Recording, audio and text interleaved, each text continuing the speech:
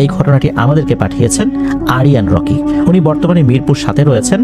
ওনার বাড়ি নরসিংদী জেলার রায়পুরা উপজেলার মহিষপুর ইউনিয়নে। ঘটনাটি ওনার নানির সাথে ঘটেছিল। ওনার নানা যেখানে ঘর বাড়ি করেছেন সেটা হচ্ছে ভৈরবের জগন্নাথপুরে। নানুর বিয়ের পর তো নানার বাড়িতেই চলে আসছেন। তো ঘটনাটির সূত্রপাত 2010 সালের দিকে। নানির আসল বাড়ি মানে নানির বাবার বাড়ি ময়মনসিংহের উত্তরা যেই এরিয়াটা রয়েছে, এখানকার পাহাড়ি যে সাইডটা, এখানে এই একদম এক্সাক্ট গ্রামের নামটি আরিয়ান রকি ভাই মনে করতে পারেন না, যে নানির যে বাবার যে অরিজিনাল যে বাড়িটা, ওই বাড়িটা কোন গ্রামে আর কি। হয় কি, ওই 2010 সালে জমি জমা ভাগ বাটোয়ারা সংক্রান্ত আলাপ আলোচনা হবে। নানি যাবেন সেখানে ময়মনসিংহে। ওখানে যাওয়ার জন্য নানি এই যে রকি ভাইকে সাথে নেন, নানির এক ছোট ভাই সাথী হন, এই 3 জন মিলে সেখানে যান। সেখানে মোট 18 দিন ছিলেন।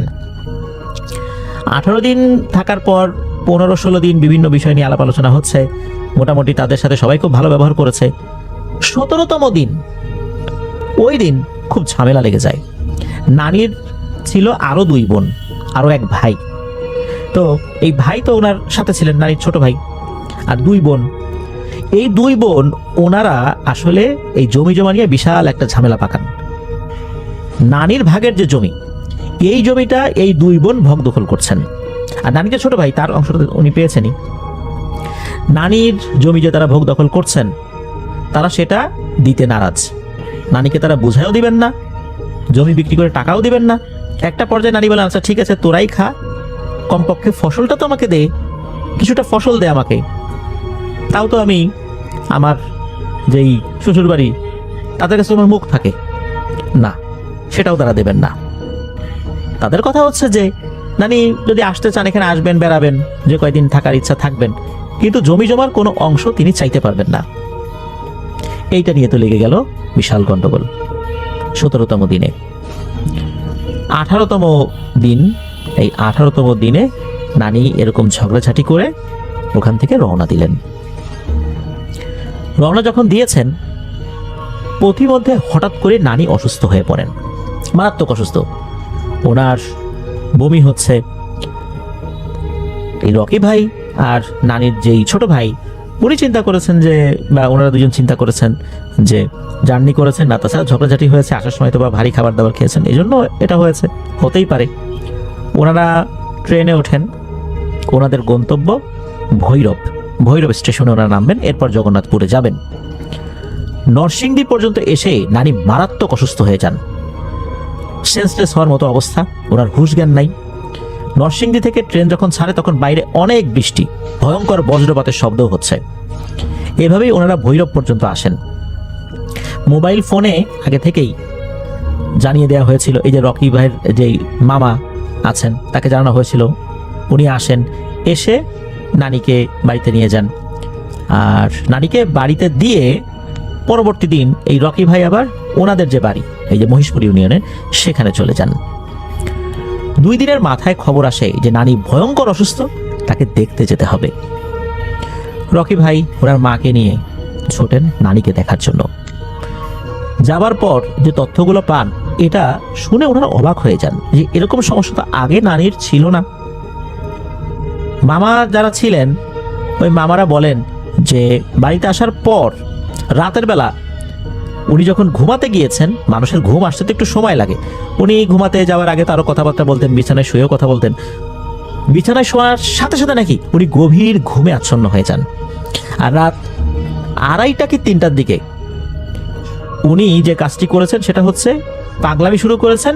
আর বটি ছিল ঘরের মধ্যে, ওই বটি নিয়ে ওনার যে ঘরটা ছিল, এই ঘরটা ছিল হচ্ছে চতুর্দিকে টিন, উপরে টিন, আর এই যে টিনের বেড়াগুলো, এই বেড়াগুলোর যে খুঁটি, এই খুঁটিগুলো ছিল আবার সিমেন্টের খুঁটি, আর ফ্লোরটাও সিমেন্ট দিয়েই আস্তরণ করা, যেভাবে ফ্লোর হয় আর কি অধিকাংশ ঘরবাড়িগুলোতে। তো নানি বটি দিয়ে উঠে, ওই ঘুম থেকে উঠে ওই বটি দিয়ে, মানে উঠে ওই বটি দিয়ে ওই সিমেন্টের যে খুঁটি যেগুলো রয়েছে আর কি, ওই খুঁটিগুলোর উপর ক্রমাগত উনি আঘাত করছেন, ফ্লোরের উপর আঘাত করছেন, মানে বটি দিয়ে, মানে ঘুম থেকে উঠে উনি বটি দিয়ে এই কাজ করছেন আর পাগলামি করছেন আর কি। এরকম তো ওনার কখনো হয়নি। ঘুম থেকে উঠেই উনি বটি দিয়ে ফ্লোরে আঘাত করছেন। বটি দিয়ে যদি ফ্লোরের উপর আঘাত করা যায়, ফ্লোরের উপর থেকে কিন্তু একটু একটু করে উঠে যায়, সাদা সাদা হয়ে যায়। আর সিমেন্টের খুঁটি, যেই সাদা সাদা খুঁটিগুলো আমরা দেখি আর কি, এরকম খুঁটি, এগুলোতে আঘাত করছেন। এদিকে মামারা ওঠেন, নারীকে থামানোর চেষ্টা করেন। তারপর এরকম দেখার পরই হচ্ছে এই যে রকি ভাইয়ের মাকে ফোন করেছেন, উনি চলে আসছেন, রকি ভাই চলে আসছেন। তো সারাদিন নানি কিন্তু একদম ভালো, নানি কিছুই বলতে পারেন না যে উনি ঘুম থেকে উঠে কি করেছেন, বটি দিয়ে কি করেছেন, উনি কিছুই বলতে পারেন না। কিন্তু যখনই উনি রাতের বেলা শুয়ে পড়েন, শোয়ার সাথে সাথে কয়েক সেকেন্ডের মধ্যে উনি গভীর ঘুমে আচ্ছন্ন হয়ে পড়েন। ওনার কোনো হুঁশ থাকে না। আর ঠিক ওনার ঘুম ভাঙে রাত 3টা বাজার কিছুক্ষণ আগে। এরপর উনি এই কাজ শুরু করেন। বটি নিয়ে এরকম 2 দিন করেছেন, এরপরে বটি আর ঘরে রাখা হয়নি। এরপর উনি ঘুম থেকে উঠে পাগলামি আচরণ করছেন। এক রাত্রে হয় কি, ওই রাত্রে কিন্তু রকি ভাইয়ের মা বাড়িতে আছেন, এই নানি বাড়িতেই আছেন। হঠাৎ করে নানিকে খুঁজে পাওয়া যাচ্ছে না। ঘরের দরজা খোলা, চারদিকে খোঁজাখুঁজি শুরু হয়ে গেল, নানি নাই। ঘরের সব জায়গায় খোঁজা হলো, নানি নাই। ওয়াশরুমে খোঁজা হলো, নানি নাই। কোথাও নাই, কোথাও খুঁজে পাওয়া যাচ্ছে না তাকে। অনেকক্ষণ খোঁজাখুঁজি করার পর আশপাশের লোকজনও জেনে গেছে, তারা উঠে পড়েছে, তারা খোঁজাখুঁজি করছে, নানি কোথাও পাওয়া যায় না। সবাই যখন ঘরে চলে আসছে এবং চিন্তা করছে নানি কোথায় যেতে পারে, ওই সময় মনে হলো নানির যেই বিছানা সেটার নিচ থেকে গড় গড় গড় গড় আওয়াজ আসছে। কি ব্যাপার, এই আওয়াজ করে কে? কোনো বিড়াল টিড়াল ঢুকলো নাকি? নিচে যখন তাকিয়েছেন দেখেন যে নানি বিছানার নিচে, অথচ বিছানার নিচেও তাকে খোঁজা হয়েছিল, তিনি ছিলেন না। তাহলে এখন কোত্থেকে আসলেন? নানিকে সেখান থেকে বের করা হয়, তখন উনি অচেতন অবস্থায় কিন্তু ওইরকম করছেন। ওই রাত ওভাবেই কেটে যায়। পরের দিন নানি যখন স্বাভাবিক হয়েছে, উনি কিছুই বলতে পারেন না কি হয়েছে। এর পরের দিন একই অবস্থা। হঠাৎ করে রাতের বেলা নানি ঘরে নাই, ঘরের দরজা খোলা। সবার আগে তখন বিছানার নিচে খোঁজ করা হয়েছে, বিছানার নিচে নাই। ওই বাড়িতে যতগুলো বিছানা ছিল, কোনাকাঞ্চি ছিল, সবগুলোতে খোঁজ করা হয়েছে, কোথাও নানি নাই। আবার খোঁজাখুঁজি হলো, অনেকক্ষণ ধরে নাই। আবার যখন সবাই বাসায় এসে বসেছে হন্যে হয়ে যে এখন কি করা যায়, তখন আবার নানির বিছানার নিচ থেকে গড় গড় গড় গড় আওয়াজ। নানি আবার কোত্থেকে যেন চলে আসছে। নানি কিছুই বলতে পারেন না যে আসলে এটা কেন হচ্ছে, কিভাবে হচ্ছে। ওনার কোনো সেন্স থাকে না।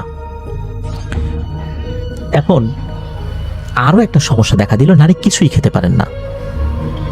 নানি খাওয়া দাওয়া বন্ধ, এমনকি পানিও খেতে পারছেন না উনি। পানি খেলেই বলেন যে পানি গন্ধ। গ্রামে তো কলের পানিগুলোই মানুষ বেশি খায়, কলের পানি যেহেতু খেতে পারছেন না, পরে ওনার যে মামারা ছিলেন, মামারা চিন্তা করলেন যে কি করা যায়, তাহলে এক কাজ করি, মিনারেল ওয়াটার কিনে নিয়ে আসি। তো বাজার থেকে মিনারেল ওয়াটারের যে জারগুলো রয়েছে, এই জারগুলো কিনে নিয়ে আসলেন। সেটা নানিকে খাওয়ানোর চেষ্টা করলেও নানি ওটা মুখে দিয়েই থুতু করে ফেলে দেন। যদি পানি গিলেও ফেলেন, সেটা বমি করে বের করে ফেলেন, বলে পানি গন্ধ। উনি পানি খেতে পারছেন না, কোনো খাবার খেতে পারছেন না। ওই সময় ওনাদের মাথায় আসে যে এটা মনে হচ্ছে কোনো কবিরাজকে দিয়ে সমাধান করতে হবে। তো একজন কবিরাজ আসেন, তাকে নিয়ে আসা হয়। তিনি আসার পর প্রথমে ওই বাড়ির চতুর্দিকে একটু হাঁটাহাঁটি করেন, নানির ঘরে যান, আশেপাশে যান। যাবার পর উনি বলেন যে বিষয়টা আমাকে বুঝতে হবে। কেননা ওই কবিরাজ বলেন যে সাধারণত কোনো জায়গায় যদি ওনারা যান, সেখানে কোনো পিশাচ শ্রেণীর জিনের যদি অস্তিত্ব থাকে, ওনারা বুঝতে পারেন যে এখানে একটা অশুভ শক্তি রয়েছে। কিন্তু ওই কবিরাজ এই বাড়িতে আসার পর কোনো ধরনের কোনো অশুভ শক্তির আলামত এখনো পান নাই। তাহলে নারীকে কোনো মানসিক সমস্যা হয়েছে, অন্য কোনো রোগ হয়েছে, এটা বুঝতে হবে কবিরাজকে। কবিরাজ বলেন যে আমি এই বাড়িতে 2-3 দিন থাকার অনুমতি চাই। আপনারা যদি অনুমতি দেন, আমি বিষয়গুলো পর্যবেক্ষণ করতে চাই। পর্যবেক্ষণ করার পর যদি মনে হয় এটা জিন ঘটিত সমস্যা, তাহলে আমি চিকিৎসা করব, আর না হলে বলে দেব যে ওনাকে ভালো কোনো মানসিক রোগের ডাক্তার দেখান। মামারা অনুমতি দেন, কবিরাজ ওই বাড়িতে অবস্থান করলেন। কবিরাজের উপস্থিতিতেই কিন্তু রাতের বেলা সেম ঘটনাটা ঘটে। হঠাৎ করে নানি নাই ঘরে, ঘরের দরজা খোলা, নাই তো নাই। অনেকক্ষণ পর নানি আবার একই রকম ভাবে ওই যে তার বিছানার নিচে গড় গড় গড় গড় শব্দ করতে করতে উপস্থিত হয়েছেন। কিভাবে বের হয়েছেন, কিভাবে আসলেন? বাড়ির দরজাও খোলা ছিল, কিন্তু উনি কিভাবে ঢুকলেন? সবাই বুঝতে পেরেছিল যে খোঁজাখুঁজি করার দরকার নাই, কিছুক্ষণ পরে এমনিতেই খাটের নিচে তাকে পাওয়া যাবে। কিন্তু উনি কিভাবে বাইরে গেলেন, কিভাবে ঢুকলেন এতগুলো মানুষের সামনে, এটা কিন্তু এক রহস্য। কবিরাজ কিন্তু এই জিনিসগুলো দেখলেন। উনি কোনো ঝাড়ফুঁক করেন, উনি শুধু পর্যবেক্ষণ করছেন, খাওয়া দাওয়ার যে সমস্যাগুলো এগুলো পর্যবেক্ষণ করছেন। এরপর কবিরাজ আরো একদিন পর্যবেক্ষণ করেছেন সেম জিনিসটা। তো কবিরাজ কোনো ওষুধ বা কোনো ঝাড়ফুঁক করেন নাই। কবিরাজ বললেন যে আসলে এইটা আরো একটা ব্যাপার আছে কিনা এইটার সাথে, এটা বুঝতে হবে, তারপরে গিয়ে এই চিকিৎসা উনি করা শুরু করবেন। তো কবিরাজ উনি ওনার মতো করে কিছু ঝাড়ফুঁক করে দিয়ে যান। উনি আরো কয়েকদিন পরে আসবেন বলে জানান। উনি আরো কয়েকদিন পরে আসেন। এর ভিতরে কিন্তু নারীর সমস্যাটা চলছেই, আর নারী কিছু খেতে পারছেন না। উনি শুকিয়ে একদম কাঠ হয়ে গেছেন। ওনার যেই বয়স ছিল সেই বয়সে স্বাভাবিক যে স্বাস্থ্য থাকার কথা সেটাই ছিল শুরুতে, কিন্তু ওই যে নানি তার যেই মূল বাবার বাড়ি সেখানে গিয়েছিলেন ময়মনসিংহের উত্তরার পাহাড়ি এলাকায়, ওখান থেকে আসার পর থেকে যে সমস্যা শুরু হয়েছে এটা চলমান রয়েছে। ওই কবিরাজ আসেন, আসার পরে বলেন যে উনি জিন হাজির করবেন, ওনার সাথে থাকা কোনো জিন, আর ওনার সাথে থাকা কোনো জিন হাজির করার পর সেই জিনের মাধ্যম দিয়েই তথ্যটা পাবেন। এছাড়া উনি কোনো তথ্য পেতে পারছেন না, উনি কিছু বুঝতেও পারছেন না। তুলা রাশির একজনকে নিয়ে আসার কথা বলা হলে ওই সময় তুলা রাশির কাউকে খুঁজে পাওয়া যাচ্ছিল না। অতঃপর কবিরাজ সিদ্ধান্ত নিলেন যে উনি ওনার নিজের উপরই জিন হাজির করবেন। উনি আমল করা শুরু করলেন। তবে শুরুতে বলে দিয়েছিলেন যে উনি যদি মেঝেতে পড়ে যান, মানে পাটি বিছিয়ে করছিলেন, তো কেউ যেন তাকে না ধরে। যতক্ষণ না পর্যন্ত উনি নিজে উঠে স্বাভাবিকভাবে কথা বলবেন ততক্ষণ পর্যন্ত কেউ তাকে ধরবেন না। তো ওনার সাথে থাকা জিনরা আসবে, এসে তথ্য দেবে। এরপর কবিরাজ আমল করা শুরু করলেন। করতে করতে হঠাৎ করে ঠাস করে ফ্লোরের উপর পড়ে গেলেন। কেউ যদি বসে থাকে, কেউ যদি বসে থাকা অবস্থায় যদি কাউকে পেছন থেকে ধাক্কা দেয়, মানুষ যেরকম ধপাস করে সামনের দিকে ঝুঁকে পড়ে, উনি ওইভাবেই ঝুঁকে পড়ে যান। ঠাস করে ঝুঁকে পড়ার পর 7-8 সেকেন্ড এরকমই থাকেন। এরপর উঠে বসেন, উঠে বসে সালাম দেন। সালাম দেওয়ার পর তখন ওই কবিরাজ মেয়েলি কণ্ঠে বলতে, প্রথমে পুরুষের কণ্ঠে বলছেন যে কেন তাকে ডাকা হয়েছে। তখন ওই যে মামাই সবগুলো কথা খুলে বলেন যে এই ঘটনা তার মায়ের সাথে এই বিষয়টা হচ্ছে। তখন বলেন আচ্ছা ঠিক আছে, আমি দেখছি, অপেক্ষা করো। এই বলেই কবিরাজ আবার ধপাস করে মাটিতে আছড়ে পড়েন, একই রকম ভাবে যেভাবে প্রথমটা হয়েছিল। এরকম থাকে কয়েক মিনিট। এরপরে কবিরাজ আবার উঠে বসেন, উঠে বসে আবার উনি সালাম দেন। তবে এবারের কণ্ঠটা একদম মেয়েলি কণ্ঠ, আর পূর্বের কণ্ঠটা ছিল পুরুষালী কণ্ঠ। তো পূর্বে পুরুষালী কণ্ঠ আর এখন মেয়েলি কণ্ঠ। তো মামা সালাম দিয়েছেন, তখন সালামের জবাব নিয়েছেন খুব সুন্দর করে, আর বললেন যে একটু আগে যে এসেছিল সে আমার বড় ভাই, আমি তার বোন, আমরা 7 ভাই বোন। মূলত আমার বড় ভাই কিছু তথ্য জেনে আমাকে বলেছে, এই জন্য আমি আসলাম। এই মহিলার উপরে 41 দিনের একটা ভয়ঙ্কর কালো জাদু করা হয়েছে, আর পরপর 7টা বান মারা হয়েছে। আর এই বান মারার জন্য 7টা জিনকে দায়িত্ব দেওয়া হয়েছে, যার মধ্যে 3টা খুবই শক্তিশালী পিশাচ শ্রেণীর জিন। এরা যখন যে দায়িত্ব নেয়, এই দায়িত্ব থেকে তারা কখনোই সরে যায় না। এরা এটা করবেই, এ পর্যন্ত তাদের সরে আসার কোনো রেকর্ড নাই। এরকম একটা কালো জাদু তার উপর করা হয়েছে। এই জাদুর মেয়াদ 41 দিন। এরপর ভয়ঙ্কর কিছু হয়ে যাবে। সমাধান কি? তখন বললেন যে সমাধান এটা অত্যন্ত কঠিন বিষয়, এই সময়ের মধ্যেই অনেক ক্ষয়ক্ষতি হয়ে গেছে। তবে ওই সময়ে যেটা হয় সেটা হচ্ছে উনি কিছু বিষয় বলেছিলেন ওই জিন যে কি করতে হবে। উনি একটা নির্দিষ্ট সময় বলেছিলেন যে 7 নদীর পানি আনতে হবে, যেই নদীগুলো এমন যে সেদিক দিয়ে আসলে ওরকম লঞ্চ ট্রলার এগুলো ভাবে চলে না, শুধু মাছ টাছ যদি কেউ ধরে, মানুষ স্বাভাবিক ছোটখাটো কোনো কাজ করে, এরকম নদীর, মানে 7টা নদীর পানি আনতে হবে, 7টা কবরস্থানের পানি আনতে হবে, আর 7টা মোমবাতি আনতে হবে, এরকম কথা বলেছিলেন। আর কবিরাজ আগে থেকে বলেছিল যে এই রিচুয়ালটা করার আগে, মানে উনি যে রিচুয়াল করতে বসেছেন এটা করার আগেই কলা আনতে হবে আর মিষ্টি আনতে হবে। মিষ্টি খুবই ভালো হতে হবে, আর কলা হতে হবে বাজারের সবচাইতে মিষ্টি কলা।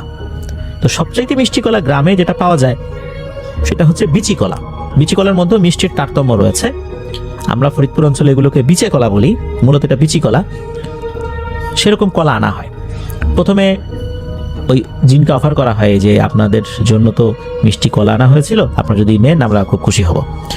তখন নাকি একটা মিষ্টি হাতে নেয়, হাতে নেওয়ার পরে নাকের কাছে দিয়ে একটু সেন্ট নেয়, এরপরে বলে না এই মিষ্টিটা ভালো না, এটা খাবো না, এই বলে রেখে দেয়। তখন মামা বলে যে তাহলে কলাটা খা। কলাটা হাতে নেয়, স্বাভাবিকভাবেই ছোলে, তবে ছোলার প্রক্রিয়াটা একটা বাচ্চা মানুষরা যেভাবে কলা ছোলে ঠিক মতো বড়দের মতো করে ছুলতে পারে না, ওইভাবেই ছোলে। ছোলার পর কি করে, বিশাল বড় এক হা করে পুরো কলাটা মুখের মধ্যে ঢুকিয়ে দেয়। ঢুকিয়ে দেওয়ার পরপরই মানে 2 সেকেন্ড পরই ওই কলাটা আবার বাইরে থু করে ফেলে দেয়, বলে এই কলা টক। মামা বলে যে টক কিভাবে টক হলো, এটা তো বাজারে সবচেয়ে মিষ্টি কলা। বলে এটা আমাদের কাছে টক মনে হয়েছে, এটা খাওয়া যাবে না। তবে মিষ্টিটা কেন খেতে পারলাম না, কলাটা কেন টক মনে হলো, এর পিছনে অন্য কোনো কারণ থাকতে পারে। তবে তোমরা মিষ্টি নিয়ে আসছো, কলা নিয়ে আসছো, খাইতে পারলাম না, এটা নিয়ে তোমাদের উপর আমাদের কোনো অভিযোগ নেই, এটার অন্য কারণ আছে, এটা তোমরা বুঝবে না। তো যাই হোক, ওই পরবর্তী ট্রিটমেন্ট কখন হবে কিভাবে হবে এই বিষয়টা জানিয়ে দেন। এরপর ওই জিনটা চলে যান। চলে যাওয়ার পরও যেটা হয় সেটা হচ্ছে যে ওই কবিরাজ ধপাস করে আবার মাটিতে পড়েন। এর 1-2 মিনিট পর কবিরাজ নিজে নিজেই উঠে বসেন, নিজের যে আঙ্গুলগুলো ওগুলো কচলাচ্ছেন এবং উনি বলছেন যে এখন তোমরা বলো তো কি হয়েছিল, এখন কিন্তু আমার উপর জিন নাই, আমাকে বলো কি হয়েছে। তখন এই বিষয়গুলো যখন বলা হয় তখন বলে ঠিক আছে তাহলে এই আয়োজনটা করো, আমি কয়েকদিন পরে আসবো। তো কবিরাজ পরে আসেন, আসার পর সেই আয়োজন করা হয়। আয়োজনের উদ্দেশ্য ছিল ওই জিনগুলোকে হাজির করা। কবিরাজ অনেক চেষ্টা করেন, কোনোভাবেই ওই জিনগুলো হাজির হয় না। 7 নদীর পানির সাথে 7 কবরস্থানের যে মাটি এগুলো মিক্স করা হয়, কাদার মতো বানানো হয় আর কি। তার উপরে মোমবাতি রাখা হয়, 7টা আগুন ধরিয়ে ওই জিনগুলোকে হাজির করানোর চেষ্টা করা হয়, কিন্তু কবিরাজ ব্যর্থ হন। কবিরাজ বলেন যে তার কাছে থাকা যেই 7টা জিন রয়েছে এরাও শক্তিশালী, তবে এরা আল্লাহওয়ালা জিন, এরা ওই ধরনের যে পিশাচ শ্রেণীর জিনগুলো রয়েছে ওদের সাথে পারবে না, ওরা খুবই কালো জাদুতে পারদর্শী, আর এরা এই জিনিসগুলোতে পারদর্শী না। যার কারণে এরা কিছু তথ্য এনে দিতে পারলেও তাদের সাথে লড়াই করতে তারা সক্ষম নয়, আর ওই জিনগুলোকে হাজিরও করা গেল না। কবিরাজ ব্যর্থ হয়ে চলে গেলেন। এভাবে কিন্তু দিন চলে যাচ্ছে, ভয়াল 41 দিন। 41 দিনের মধ্যে অনেকগুলো দিন কিন্তু পার হয়ে গেছে এইভাবে 1 দিন 2 দিন করতে করতে করতে করতে। এরপরে ওনাদের পরিচিত একটা এলাকা থেকে একজন পাগলি আসে। এই পাগলি বলতে ওই রকম পাগলি না যে তার মাথাটা ঠিক না, বিষয় এরকম না, উনি ওই যে কিছু ঝাড়ফুঁক করেন আর কি, অনেকে পাগলি বলে থাকেন। তারপরে অনেকের কিছু জড়িবুটির চিকিৎসা দেন। আর এই যে রকি ভাইয়ের নানি, তার সাথে এই পাগলির একটা সম্পর্ক ছিল। পাগলি যেন কার কাছ থেকে শুনেছে যে এই রকি ভাইয়ের নানি অসুস্থ, শোনার সাথে সাথে দেখতে এসেই তো পাগলি কান্নাকাটি শুরু করে দিয়েছে যে আমার বুঝির এই অবস্থা, আমি এতদিন পরে জানলাম, হাই হাই এখন কি হবে, এখন আমি কি করব, এই বুঝির আমি কিভাবে সুস্থ করব। ওর কাছ থেকে কত কিছু নিছি, আসছি, গল্প করছি, আজ ওর এই অবস্থা। এখন চিকিৎসা উনি করবেন, চেষ্টা করবেন, ওনার সর্বশেষ যে চেষ্টা সেটা উনি করবেন। উনি বললেন যে আমি আমার চেষ্টা করব। উনি 2টা পদ্ধতি ব্যবহার করেছিলেন। প্রথম যে পদ্ধতি সেটা হচ্ছে একজন তুলা রাশির লোককে নিয়ে আসছিলেন। তুলা রাশির লোক একজন ভদ্রমহিলা, তাকে নিয়ে আসার পর অজু গোসল করিয়ে সামনে বসিয়েছেন। বসানোর পর ওই ভদ্রমহিলার এক হাত চেপে ধরেছেন ওই পাগলি, ধরে বলছেন যে চোখ বন্ধ করো, দেখো তো তুমি আমার এই বুঝিকে দেখতে পাও কিনা। তখন বলছেন যে হ্যাঁ আমি দেখতে পাচ্ছি। তখন বলে যে তুমি তার কাছে যাও। কিছু সময় হাঁটার পর নাকি মানে সে চোখ বন্ধ করে কিন্তু এই জিনিসটা হচ্ছে আর কি। হাঁটার পরে বলছে যে না আমি তো যেতে পারতেছি না, তুমি চেষ্টা করো, কারণ আমি তার কাছে যেতে পারতেছি না। তো বলে তুমি বুঝিকে জিজ্ঞেস করো তো তার কি সমস্যা। বলে যে সে কোনো কথা বলতে পারতেছে না। তখন ওই বলে যে আচ্ছা ঠিক আছে, তুমি আবার পেছন দিকে সরে আসো। এরপরে ওই পাগলি ওই ভদ্রমহিলার হাত ছেড়ে দেন। তখন ওই পাগলি যেটা বলেন যে এখানে ভয়ঙ্কর একটা ব্যাপার হয়েছে, সেটা হচ্ছে যে এই বুঝি মানে এই যে রকি ভাইয়ের নানি, উনি অনেক কিছুই বুঝতে পারেন কিন্তু উনি কিছুই বলতে পারেন না। এইটা বলতে গেলেই তার জবান বন্ধ হয়ে যায়। আর অনেক ভালো ভালো কথা, এই কথাগুলো উনি শুনতে পারেন না, কারণ ওই দুষ্টু জিনেরা এই কাজটা করে। কোন কাজ করলে ভালো হবে না হবে এটা উনি শুনতে পারেন না। আর কোনো কিছু বলতে গেলে তার জবান বন্ধ করে দেয়, এজন্য উনি বলতেও পারেন না। আর সময় আছে আর মাত্র 4 দিন। উনি বলেন যে 41 দিন আসতে আর মাত্র 4 দিন বাকি। 39 দিন হয়ে 39 দিন না, মানে আরো 37 দিন হয়ে গেছে আর কি, আর 4 দিন আছে। বলে যে এখন আমি কি করি এই অল্প সময়ের মধ্যে। এরপরে যেটা হয়, উনি সর্বশেষ চেষ্টা করতে থাকেন আর কি, যে এটাই সর্বশেষ চেষ্টা, যদি আমি বুঝতে পারি যে এর মাধ্যমে কিছু করা যাবে তাহলে আমি করব, আর না হলে আর কোনো উপায় নাই আল্লাহ ছাড়া। উনি যেটা করেন সেটা হচ্ছে যে একটা মগের মধ্যে কিছু পানি নেন। এটা কিন্তু রকি ভাই এই পুরো প্রক্রিয়াটা দেখেছেন, মানে একদম শুরু থেকে শেষ পর্যন্ত। রকি ভাই মাঝখানে শুধু একদিন ছিলেন না, ওই যে নিজের বাড়িতে গেছেন, তারপর ফোন পেয়ে চলে আসছেন। তো রকি ভাইকে ওই পাগলি যিনি মহিলা কবিরাজ, উনি বলেন যে একটা মগের মধ্যে পানি নাও, এটার উপর একটা গামছা দিয়ে ঢেকে দাও পানিটা। তো উনি ওই গামছার উপরে ফু দিচ্ছেন, ওই মগের উপরে গামছাটা দেওয়া হয়েছে আর কি। উনি বলেন যে ঝাড়ফুঁক শেষ করার পর এই মগটা উল্টিয়ে ধরতে হবে। যদি দেখা যায় এক ফোঁটা পানিও পড়ছে না, তাহলে বুঝতে হবে যে চিকিৎসা কাজ করবে। আর যদি পানি ফোঁটায় ফোঁটায়ও পড়তে থাকে, তাহলে বুঝতে হবে আর সময় নাই। তো উনি ঝাড়ফুঁক করার পর ওভাবে উল্টিয়ে দিতে বলেন মগটাকে। যখন উল্টিয়ে দেওয়া হয়, তখন এই রকি ভাই নিজেও দেখছিলেন এবং উপস্থিত অনেকেই দেখছিলেন যে ফোঁটায় ফোঁটায় পানি পড়া শুরু হয়েছে। তখন ওই মহিলা পাগলি হাও মাও করে কান্নাকাটি শুরু করে দিয়েছিল, যাহারে আমি কিছুই করতে পারলাম না। মানে ওনার যত শক্তি ছিল সেই শক্তি দিয়ে চিৎকার করে কান্নাকাটি করছিলেন, হাত পা আস্তে আস্তে কান্নাকাটি করছিলেন যে আমি আমার বুঝির জন্য কিছুই করতে পারলাম না, আর তো সময় নাই, তোমরা আল্লাহরে ডাকো। 41তম দিন যেদিন, সেদিন দেখা যায় যে এই যে নানির যে 2 বোন, ওই যে ময়মনসিংহের উত্তরার পাহাড়ি এলাকায় থাকে, এই 2 বোন কাঁদতে কাঁদতে আসতে, আরে আমার বোন মরে গেছে রে, আমার বোন মরে গেছে। তখন এই যে মামা যারা আছেন তারা এটা দেখেন, বলে যে বোন মরে গেছে মানে আমার মা তো এখনো জীবিত আছে। বলে যে জীবিত আছে, তবে আর থাকবে না, এর জন্য আমরাই দায়ী, আমার বোনের কাছে মাপ চাইতে আসছি। তো তারা নানির কাছে যান। নানি তো কথা বলতে পারছিলেন না, এতটা অসুস্থ। ওনার আর আসলে উনি তো পানিও খেতে পারতেন না, ওনার আর কোনো কথা বলার অবকাশ ছিল না, একদম শুকিয়ে কাঠ হয়ে গিয়েছিলেন, জীবন্ত কঙ্কাল। তখন ওই বোনের কাছে গিয়ে তারা হাউমাউ করে কান্নাকাটি করে মাফ চেয়েছিলেন যে বোন, আমরা অন্যায় করছি, বুঝতে পারি নাই, সম্পত্তির লোভে আমরাই এই কাজ করছি, তোমাকে মেরে ফেলার জন্য 41 দিনের বান মারছিলাম, পরপর 7টা বান তোমাকে মারা হয়েছে, আমরা এর জন্য দায়ী, আমাদেরকে মাফ করে দাও। তো এই কথা বলতে বলতেই নাকি মানে 10 মিনিটের মধ্যে নানি শেষ নিঃশ্বাস ত্যাগ করেন। ইন্না লিল্লাহি ওয়া ইন্না ইলাইহি রাজিউন। বাড়ির লোকজন ক্ষিপ্ত হয়ে এই 2 জনকে বাড়ির ভেতরে আর রাখেন নাই, তাকে বাইরে বের করে দিয়েছিলেন।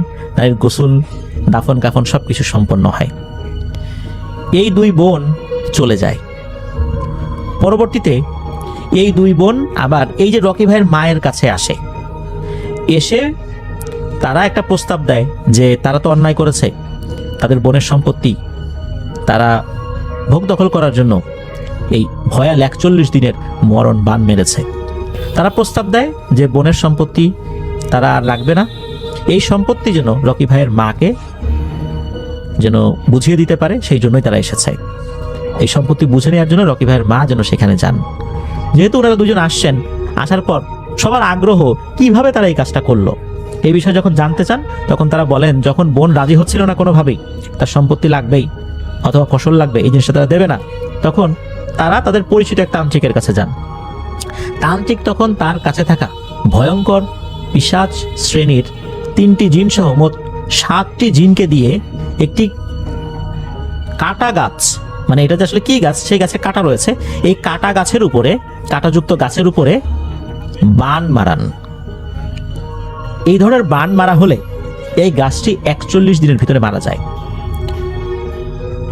বান মারার 35-36 দিনের মাথায় ওনারা ভুল বুঝতে পারেন যে কাজটা ভালো হয় না। ওনারা কিন্তু খোঁজ খবর রেখেছিলেন যে কি অবস্থা, ওনারা ভুল বুঝতে পারেন। একটা সময় ওনাদের বোধোদয় হয় যে ওনারা কাজটা ভালো করে নাই, অন্যায় করেছেন, ওনারা এর জন্য অনুতপ্ত। তখন ওনারা ওই তান্ত্রিকের কাছে যান। আবার যাওয়ার পর বলেন যে আমার বোনের উপর যারা করা হয়েছে, আমরা অন্যায় করছি, আমরা ভুল বুঝতে পারছি, আল্লাহ যেন আমাদেরকে ক্ষমা করে, আপনি এই বানটা কেটে দেন। তখন ওই তান্ত্রিক নাকি ওনাদের 2 জনকে সেই গাছটাও দেখাইছিল, এই দেখো এই গাছের উপর বান মারছি, এই গাছটা এখন অনেকটাই শুকায় গেছে, এই গাছটা একদম শেকড় সহ নিচ থেকে শুকায় গেছে, এখন এর বাঁচার আর কোনো উপায় নাই।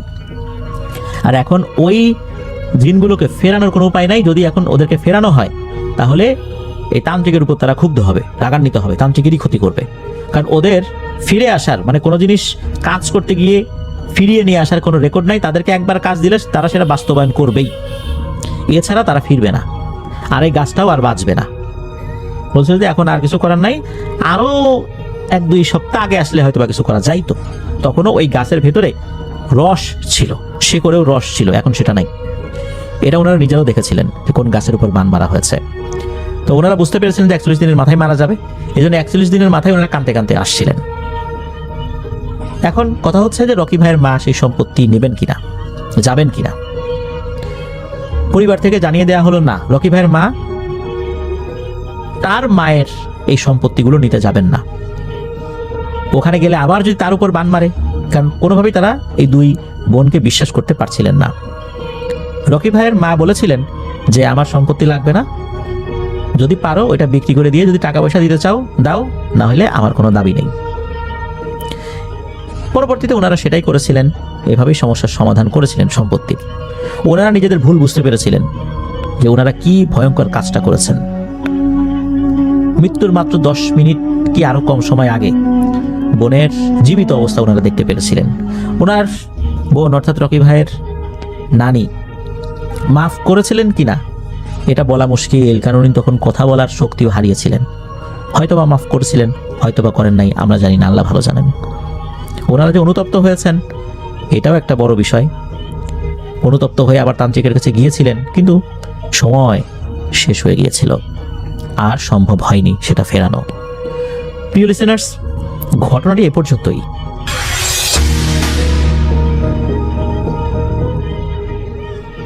আসসালামু আলাইকুম ভাইয়া, কেমন আছেন? আশা করছি ভালো আছেন আপনি, এবং যারা আপনার অডিয়েন্স রয়েছে তাদের উদ্দেশ্যেও বলতেছি যে হয়তো তারাও আলহামদুলিল্লাহ ভালো আছে। আলহামদুলিল্লাহ আমিও ভালো আছি ভাইয়া। ভাইয়া, বরাবরের মতো আমি আজকে আবারও ঘটনা নিয়ে আসলাম, আর আপনাকে অসংখ্য ধন্যবাদ যে এতগুলো মানুষের ঘটনার মাঝে আপনি বারবার বা প্রায় সময় আমার ঘটনাগুলো সিলেক্ট করার জন্য। ভাইয়া, ভয় একটা এমন বস্তু বললে ভুল হবে, যে ভয় একটা এমন অনুভূতি যা প্রায় সকলের মাঝেই আছে। সবার মধ্যে ভয় কাজ করে। পৃথিবীতে এমন কোনো মানুষ নেই যে ভয় করে না। তো কিছু ভয় খুব সাংঘাতিক। আজকে আমি সেরকম সাংঘাতিক একটা ভয়ের ঘটনা নিয়ে আসলাম, যেটা শুনলে সকলের হৃৎপিণ্ড পর্যন্ত কেঁপে উঠবে, এবং এই ঘটনা শোনার পরে আপনাদের শরীর ঠান্ডা হয়ে উঠবে। কেননা আজকের ঘটনা খুবই মোস্ট হরর ঘটনা। চলুন ভাইয়া, কথা না বাড়িয়ে শুরু করি আজকের ঘটনা।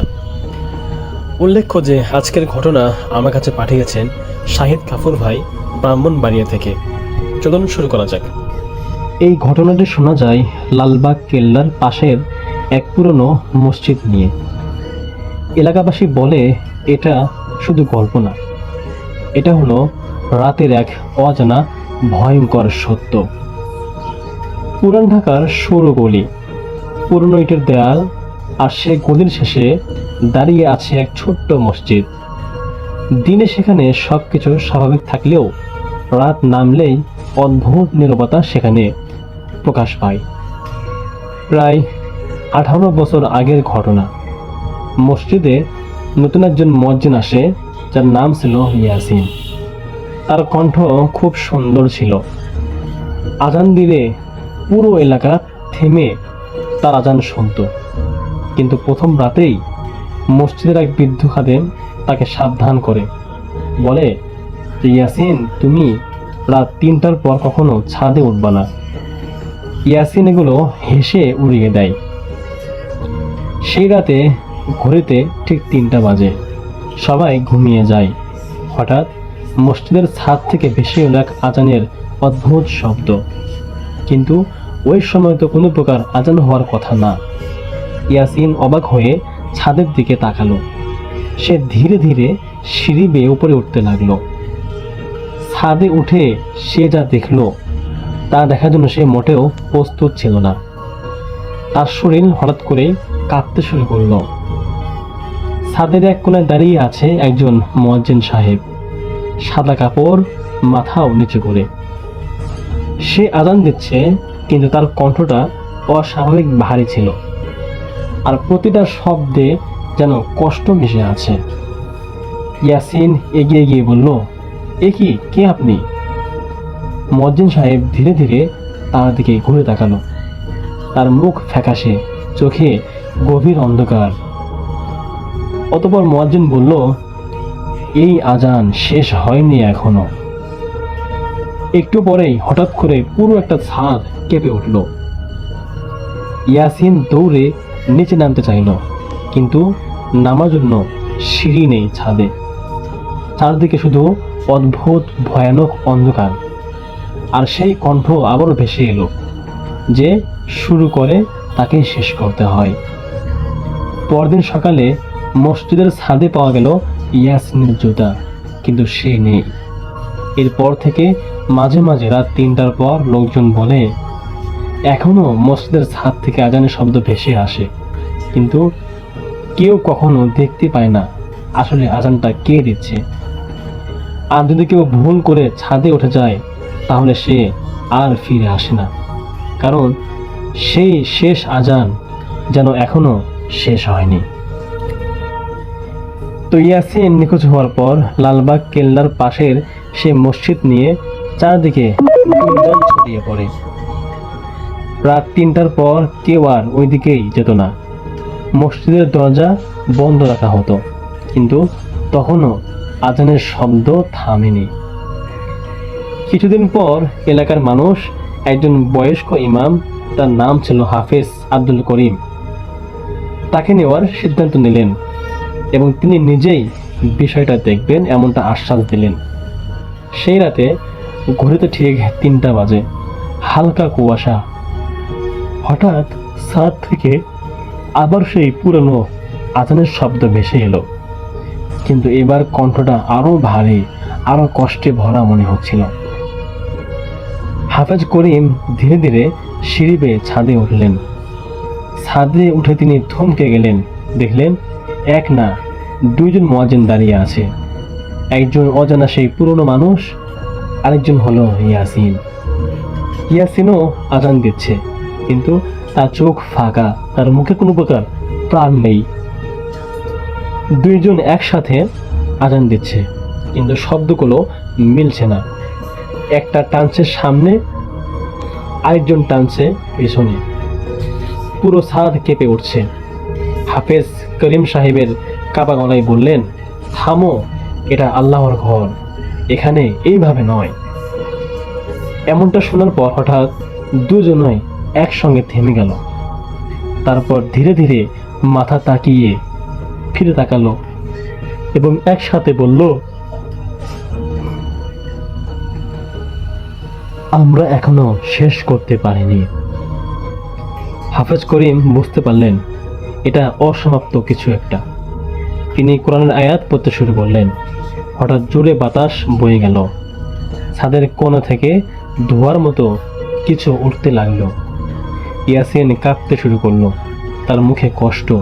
সে ধীরে বলল, প্লিজ আমাকে এখান থেকে নিচে যেতে দাও। হাফেজ করিম চোখ বন্ধ করে দোয়া পড়তে থাকলেন। হঠাৎ একটা তীব্র চিৎকার সব নিস্তব্ধ করে দিল। যখন তিনি চোখ খুললেন, দেখলেন ছাদে কেউ নেই। পরদিন সকালে মসজিদের সিঁড়ির কাছে পাওয়া গেল ইয়াসিনকে অচেতন অবস্থায়, কিন্তু সে বেঁচে আছে। সে আস্তে আস্তে সুস্থ হলো, কিন্তু তার সেই রাতের কোনো কিছু যেন মনে নেই। সবাই ভাবলো সব শেষ, কিন্তু কয়েক সপ্তাহ পর এক রাতে আবারও সেই ঘটনা ঘটে গেল। 3টা বাজতেই মসজিদ থেকে, ছাদের থেকে ভেসে এলো আবারও আজান, একটা সম্পূর্ণ আজান। এবার শুধু এক কণ্ঠ না, আর সেটা ইয়াসিনের না। আজও লোকজন বলে যে আজানটা শুরু হয়েছিল তা এখনো শেষ হয়নি। আর যদি কেউ মন দিয়ে সে আজানটা শোনে, শেষের দিকে একটা শব্দ ভেসে আসে, সেটা হলো এখনো আজান বাকি আছে, শেষ হয়নি, শেষ হয়নি। আর এই আজানটা কখনো শেষ হবেও না। ধন্যবাদ ভাইয়া, আজকের মতো এতটুকুই। যারা এতক্ষণ আপনারা দীর্ঘ মনোযোগ দিয়ে এই ঘটনা শুনলেন, আপনাদেরকে জানাই আবারও ধন্যবাদ। এখন আপনাদেরকে আমি একটা কাজ দেব, সেটা হলো আজকের ঘটনা আপনাদের কেমন লাগলো অবশ্যই আপনারা এখন আমাকে কমেন্ট করে জানাবেন। বলে রাখি যে আমি আপনাদের সমস্ত কমেন্টগুলো পড়ি এবং দেখি কে কোথায় থেকে কমেন্ট করছেন।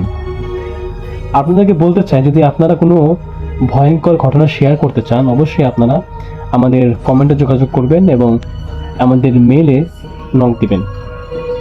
আমরাও আপনাদের সত্য ঘটনাগুলো সামনে নিয়ে আসবো ইনশাআল্লাহ। আজকের মতো এতটুকুই ছিল ভাইয়া। আশা করছি আপনাদের ভালো লেগেছে এবং যারা অডিয়েন্স রয়েছেন, যারা এতক্ষণ অবধি ধৈর্য নিয়ে গল্পটা শুনলেন, আশা করছি আপনাদেরও হতাশ হননি। এবং আপনারা অনেকেই আছেন যারা শুধু গল্প শুনে যান কিন্তু কোনো মন্তব্য করেন না। আপনাদেরকে ভাইয়া পার্সোনালি রিকোয়েস্ট করবো, আপনারা অবশ্যই মন্তব্য করে জানাবেন যে আপনাদের এই ঘটনা কেমন লেগেছে। কারণ আপনাদের একটা মন্তব্য আমাদেরকে হাজারবার গল্পগুলো বলার অনুপ্রেরণা যোগায়। ধন্যবাদ সবাইকে, দেখা হচ্ছে পরবর্তী কোনো এপিসোডে। ততক্ষণ পর্যন্ত সকলের দীর্ঘ আয়ু এবং সুস্বাস্থ্য কামনা করে আজকের মতো বিদায় নিচ্ছি। আসসালামু আলাইকুম।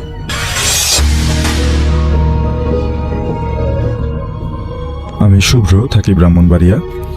কিছুদিন আগে পাড়ার এক বড় ভাইয়ের বিয়েতে গিয়ে অনেক পুরনো একজন বন্ধুর সাথে দেখা হয়। যথারীতি ছোটবেলার কথাবার্তা বলতে গিয়ে কথোপকথন শুরু করি এবং এক পর্যায়ে জিন ভূতের কথা আসতে আমি ওকে জিজ্ঞেস করি যে ওর কোনো ঘটনা আছে কিনা বা ঘটনা জানে কিনা। সে আমার সাথে যে ঘটনাটা শেয়ার করে, ঘটনাটা আমি ওর নিজের ভাষায় বলছি। ঘটনাটা আজ থেকে 30 বছর আগের। মামা তখন মাদ্রাসায় পড়তেন। 12 বছর বয়সে মামাকে নানা জোর করেই মাদ্রাসায় ভর্তি করিয়ে দেন। একদিন মামা মাগরিবের নামাজ পড়ে বাইরে বের হন।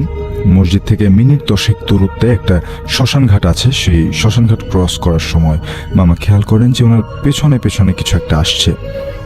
ব্যাপারটা আঁচ করতে পেরে পেছনে ফিরে তাকান। তাকিয়ে দেখেন একটা কুকুর তার পেছনে পেছনে আসছে। মামা 7-5 না ভেবে একটা গাছের ডাল পড়েছিল, সেটা তুলে ঢিল ছুঁড়ে মারে কুকুরটার দিকে।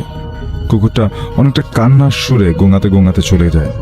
তারপর মামা মাদ্রাসায় ফিরে যান।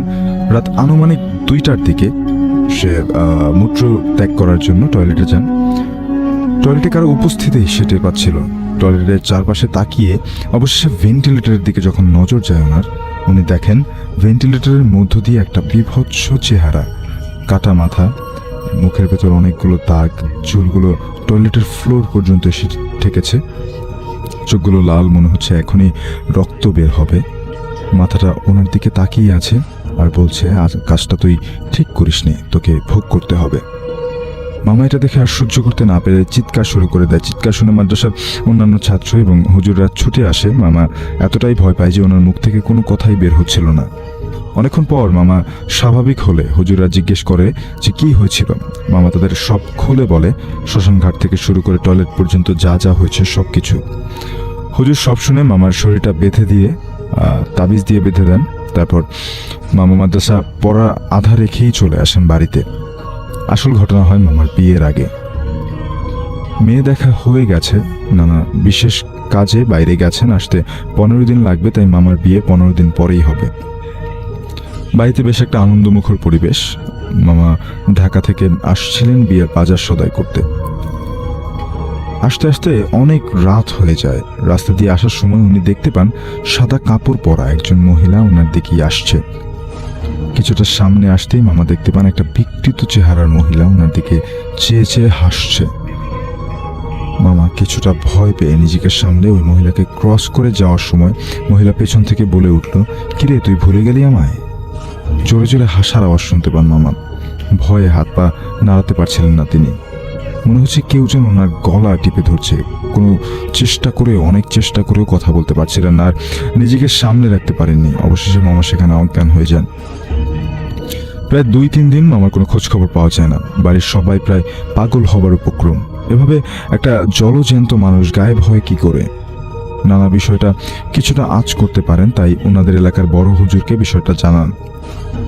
বড় হুজুর সব শুনে একটাই কথা বলেন যে তোমার ছেলে এসে যাবে। 3 দিন পর রাতে ঘরের দরজাতে অনেক জোরে জোরে করানোর শব্দ। বাড়ির সবাই ঘুম ভেঙে যায় এবং সবাই দরজা খুলে দেখেন যে মামা কাঁদতে কাঁদতে দরজার সামনে অজ্ঞান হয়ে যান। অনেকক্ষণ পর মামার জ্ঞান ফেরে। তারপর মামা সব কথা খুলে বলেন এবং তার সাথে কি হয়েছিল। নানা আগেই জানতেন ব্যাপারটা, তাই সবাইকে এ নিয়ে আর প্রশ্ন করতে মানা করেন। কিছুদিনের মধ্যে মামা স্বাভাবিক হওয়া শুরু করেন। মামার বিয়ের জন্য সবাই মেয়ে দেখতে শুরু করে। আবার কিছুদিনের মধ্যে মেয়ে পছন্দও হয়ে যায়। কিন্তু ভাগ্যে যে এমন লেখা থাকবে হয়তো কেউ স্বপ্নেও ভাবেনি। গায়ে হলুদের দিন সকালবেলা অনেক ডাকাডাকির পরও মামার কোনো সাড়া না পাওয়ায় নানি মামাকে ডাকতে মামার ঘরে গেলেন। দরজার ভেতর দিক থেকে বন্ধ ছিল, তাই নানা সহ বাড়ির অন্য সবাই মিলে দরজা ভেঙে ঘরের ভেতরে ঢোকে।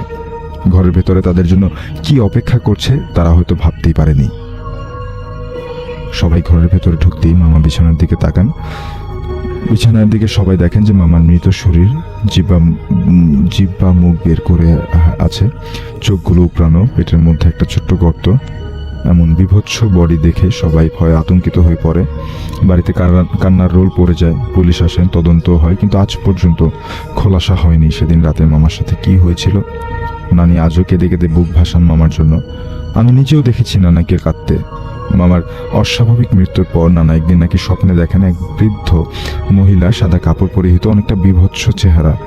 নানাকে বলছে, তোর ছেলে আমাকে মেরেছিল, তাই তোর ছেলেকে মেরে শিক্ষা দিয়ে দিলাম। আমার নাম রিফাত। একদিন দুপুরবেলা আমি ফজলি আম খুঁজতে আমবাগানে যাই। দুপুরবেলা ফজলি আম বেশি পড়ে, তাই এই সময়টিতেই আমি যাই। দুপুরে খাবার পর তখন 2টা কি 2:30 বাজে। এমন সময় আমি আম খুঁজতে আমাদের বাড়ির থেকে একটু দূরে একটা বড় আম বাগান রয়েছে, সেখানে যাই। বলে রাখা ভালো, তখন অনেক গরম ছিল, চারিদিকে প্রচণ্ড আলো ঝলমলে রোদ, কিন্তু আম বাগানের জায়গাটাতে প্রচণ্ড ঘন আম গাছ থাকার কারণে বেশ ছায়া এবং ঠান্ডা ছিল। আমি দৌড়ে গিয়ে খাবার পরপরই আম বাগানে ঢুকে যাই।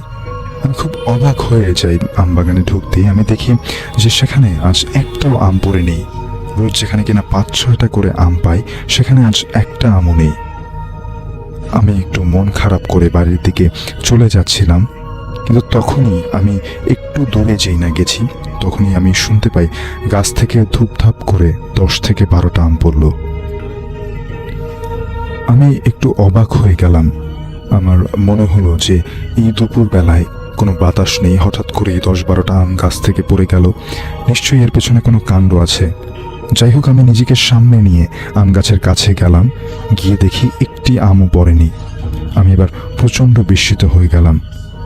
আমি ভয় পেয়ে এবার বাড়ির দিকে এক দৌড় দিলাম। আমি যখনই দৌড় দিয়ে একটুখানি গেছি, আর কে জানি সুরে সুরে বলতে লাগলো, এই আম নিবি না, কত আম নিবি আয়।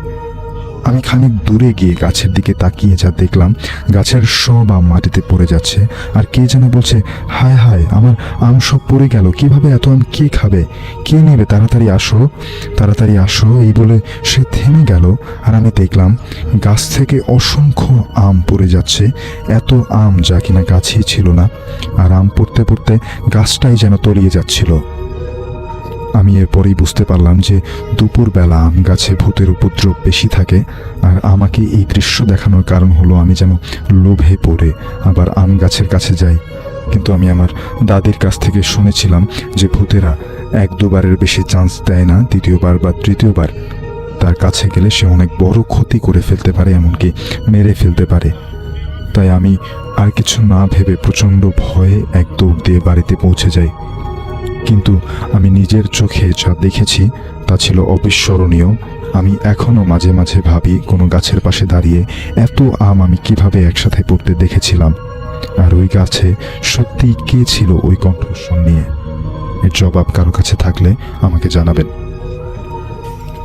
আমরা আরেকটা ঘটনা শুনলাম, এবং এটি কিন্তু সচরাচর আমরা ঘটনাগুলো শুনে থাকি রাতে নিস্তব্ধতার মধ্যে, যেমন এখন মধ্যরাত পেরিয়ে ঘড়িতে রাত সময় 1:15, অর্থাৎ এখন আসলেই মধ্যরাত, এবং এই সময়টাতে কিন্তু আমরা যদি বলি যে অশরীরীদের জন্য একটা পারফেক্ট টাইম, বিকজ এখন সব কিছু নিস্তব্ধ, মানুষের আনাগোনা নেই, মানুষের কোলাহল নেই এই সময়টাতে, এবং আলো নেই চারপাশে, অন্ধকারে তারা খুব বেশি নিজেদেরকে মেলে ধরতে পারে, তাদের সেই ক্ষমতাটা রয়েছে। এবং এই ঘটনাটিতে কিন্তু দেখলাম যে দিনের বেলায়, যিনি লিখে পাঠিয়েছেন ধন্যবাদ, দিনের বেলায় এই ঘটনাটি ঘটে।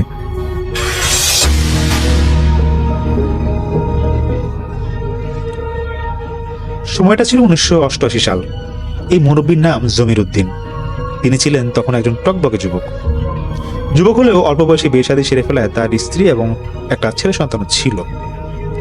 কাজ বলতে তিনি ছিলেন গ্রামের যাত্রাপালা দলের অন্যতম একজন প্রধান সদস্য। শেষের দিকে তিনি এই দলের সর্দার হিসাবেই ছিলেন। সেই সময়টাতে গ্রামের পাড়ায় পাড়ায় বিভিন্ন অনুষ্ঠানে যাত্রাপালা হতো, যেটাকে এখনকার আধুনিক যুগে মঞ্চ নাটক বলা হয়ে থাকে আর কি। জমিরুদ্দিন তার দলের সাথে অভিনয় করতো আর সাথে মন্দিরাও বাজাতো। অনেকে মন্দিরাটাকে না বুঝতে পারে, একটা বাদ্যযন্ত্রের মতো যেটা যাত্রাপালায় ব্যবহার করা হতো। একদিন তারা একটা গ্রামে যায় যাত্রাপালা করতে। সেদিন তারা বেহুলা আর লক্ষ্মীনন্দের যাত্রা করছিল। শেষ হতে রাত প্রায় 10টা বেজে যায়। সকল মানুষ চলে যাওয়ার পর তারা টাকা পয়সা বুঝে নিয়ে স্টেজ খুলে সবকিছু গোছানো শুরু করে। সবকিছু গুছিয়ে রাত 11টার দিকে তারা বাড়ির উদ্দেশ্যে রওনা হয়। মাঝপথে একে একে মানুষ দল থেকে কমতে শুরু করে, কারণ তাদের একজনের বাড়ি ছিল এক এক জায়গায়। তো শেষ অবধি তারা 3 জন থেকে যায়, জমিরুদ্দিন, আমিনুল আর সাদেক। শীতের সময় তো ধান কাটা জমিনের মাঝখান দিয়ে তারা গান গেয়ে ফুর্তি করতে করতে তারা হাঁটছিল। তো পথের মধ্যে সাদেক হঠাৎ লাফ দিয়ে উঠে বলে, ও মার, এটা কি? আমার পা দিয়ে এটা কি উঠলো? জমিরুদ্দিন হাতের ছোট লণ্ঠন এগিয়ে দেখে একটা কালো সাপ সাদেকের পায়ের পাশ দিয়ে ফুসফুস করে চলে যাচ্ছিল। আমিনুলের কাঁধে ছিল স্টেজ বাঁধার কাজে ব্যবহার করা কয়েকটা রডের টুকরা। জমিরুদ্দিন বেশি কিছু না ভেবে হুট করে আমিনুলের কাঁধ থেকে এক টুকরা রড নিয়ে সাপটাকে সজোরে আঘাত করে। এক বাড়িতে সাপটা জড়সড় হয়ে যায়, আর সেই সুযোগে সে উপর্যুপরি আরো কয়েকটা আঘাত করে বসে। সাদেক আর আমিনুল তাকে তখন থামতে বলে। তারা বুঝিয়ে বলে, বন্ধু, রাত্রের বেলা সাপ মারা তো ঠিক না, আর এমন সাপ তো